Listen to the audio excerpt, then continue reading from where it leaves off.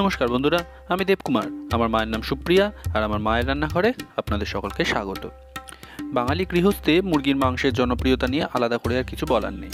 খাসির মাংসের হিসেবটা যদি বাইরে রাখা হয় তাহলে মুরগির মাংসের যে কোনো রেসিপি দুপুর বা রাতের খাবারের পাতকে আকর্ষণীয় করে তুলতে পারে। আজকের রেসিপি হচ্ছে চিকেন কষা। তার জন্য যা যা উপকরণ প্রয়োজন পরিমাণ সহ সেগুলো ডেসক্রিপশন বক্সে দেওয়া আছে, চাইলে আপনারা রান্না করার আগে দেখে নিতে পারেন। চলুন শুরু করা যাক। এই রান্নাটা 1 কেজি পরিমাণ মুরগির মাংসের সাহায্যে আজকে করে দেখানো হচ্ছে। বাজার থেকে মাংস আনার পর ভালো করে ধুয়ে এটাকে ম্যারিনেট করতে হবে।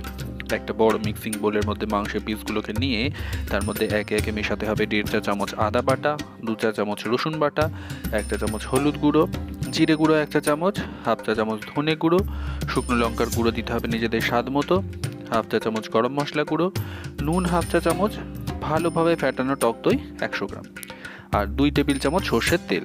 এবার হাত দিয়ে ভালো করে সব মাংসের পিসগুলোর গায়ে মশলা মাখিয়ে রেখে দিতে হবে কমপক্ষে 2-3 ঘন্টা মতো সময় ধরে। রান্না শুরু করার জন্য আঁচের মধ্যে কড়া বসিয়ে তার মধ্যে নিতে হবে 2 থেকে 3 টেবিল চামচ সর্ষের তেল। আর তেলটা খুব গরম হয়ে ওঠার আগেই এতে দিতে হবে গোটা মশলা ফোড়ন, 2টো তেজপাতা, 2-3টে এলাচ, দারচিনির 1টা টুকরো, 3-4টে লবঙ্গ। দেওয়ার পর আঁচটা কম অবস্থাতেই রেখে একে একা নাগাড়ে নাড়াচাড়া করে ভেজে যেতে হবে কমপক্ষে 2-3 মিনিট মতো সময় ধরে। তাহলেই দেখা যাবে ধীরে ধীরে ভাজা মশলার গন্ধটা বেরিয়ে আসবে। এবার পেঁয়াজ ভাজার পালা। 2টো মাঝারি মাপের পেঁয়াজ কুচিয়ে রান্নায় দিতে হবে।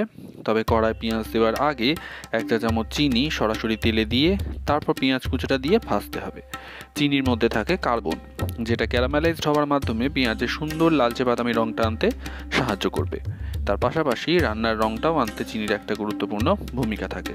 আর অবশ্যই রান্নার স্বাদের ভারসাম্যতা অবশ্যই বজায় রাখবে চিনিটা। মাঝারি থেকে হাই ফ্লেমে আঁচটাকে রেখে মিনিট 3 মতো নাড়াচাড়া করে ভাজতে ভাজতে যখন পেঁয়াজটা হালকা লালচে বাদামি রং ধরতে শুরু করবে তখন আঁচটা কমিয়ে এতে মেশাতে হবে আর কয়েকটা উপকরণ। লাগবে 2টো মাঝারি মাপের টমেটো কুচো, নুন 1 চা চামচের 4 ভাগের 3 ভাগ, আর 1 চা চামচ কাশ্মীরি লঙ্কার গুঁড়ো। তারপর সব কিছু নাড়াচাড়া করে কষে যেতে হবে। ম্যারিনেট করবার সময় একবার নুন মেশানো হয়েছিল, তাই এখানে কিন্তু নুনটা পরিমাণ বুঝে মেশাতে হবে। আর এখানে নুনটা মেশালে টমেটো কুচোটাও কিন্তু গলতে সাহায্য করবে। আর মাংস ম্যারিনেশনের সময় কাশ্মীরি লঙ্কার গুঁড়োটা না দিয়ে রান্নায় সরাসরি ব্যবহার করলে রান্নার রঙটা কিন্তু ভালো আসবে। সব মশলাটা মিনিট খানেক কষার পর এতে মেশাতে হবে ম্যারিনেট করে রাখা মশলা সহ মাংসের পিসগুলো। যেহেতু এটা কষা মাংসের রেসিপি, তাই সব মশলা সহ মাংসটা কষাই হলো এই রান্নার আসল কাজ। এই রান্নায় জল মেশানো একদমই দরকার পড়ে না।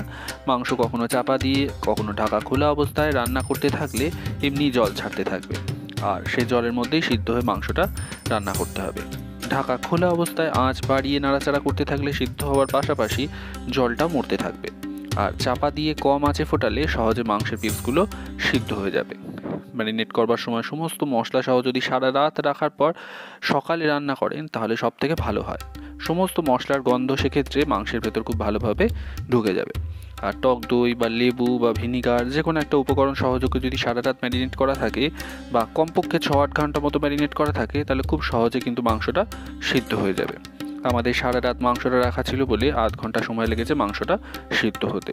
কেউ যদি ম্যারিনেট করবার 2-1 ঘন্টার মধ্যেই রান্না শুরু করে দেন তাহলে একটু বেশি সময় দিতে হবে মাংসটা সিদ্ধ হবার জন্য।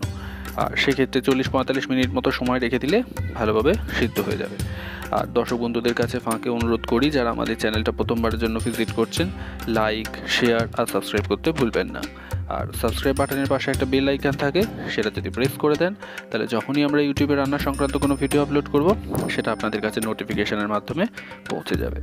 চাইলে এই রান্নায় আপনারা ধনেপাতা কুচো মেশাতে পারেন। সেক্ষেত্রে রান্নার শেষে আঁচটা বন্ধ করে ধনেপাতা কুচো মিশিয়ে সবটা নাড়াচাড়া করে চাপা দিয়ে মিনিট 10 স্ট্যান্ডিং টাইমে রাখার পর ভাত বা রুটি উভয়ের সাথেই পরিবেশন করা যেতে পারে কষা মুরগির মাংস। আজকের রেসিপি এ পর্যন্ত রইল। পরের এপিসোডে আবার আপনাদের সাথে আড্ডা হবে অন্য একটা রান্নার রেসিপি নিয়ে। ভালো থাকবেন, নমস্কার।